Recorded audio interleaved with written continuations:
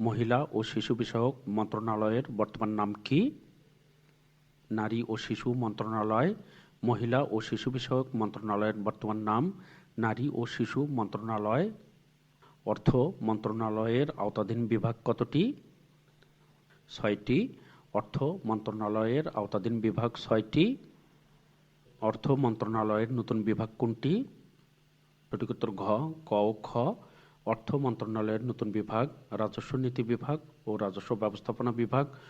পূর্বে অর্থ মন্ত্রণালয়ের 4টি বিভাগ ছিল, বর্তমানে 2টি নতুন বিভাগ সহ মোট 6টি বিভাগ। 2026 সালের বর্ষপণ্য কোনটি? পেপার অ্যান্ড প্যাকেজিং পণ্য। 2026 সালের বর্ষপণ্য পেপার অ্যান্ড প্যাকেজিং পণ্য। বন ও বৃক্ষ সংরক্ষণ অধ্যাদেশ 2026 জারি করা হয় কবে?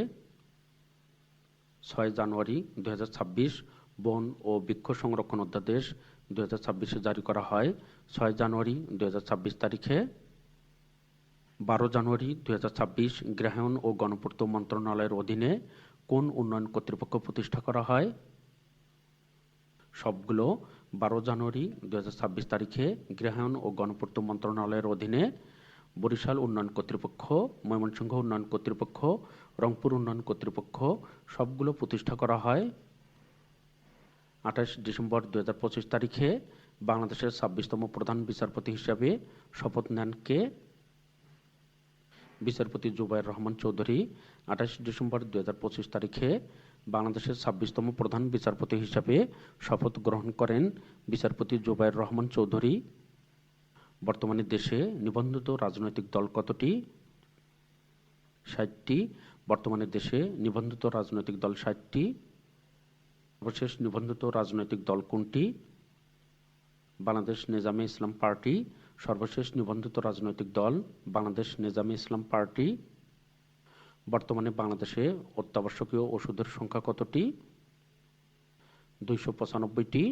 বর্তমানে বাংলাদেশে অত্যাবশ্যকীয় ওষুধের সংখ্যা 295টি।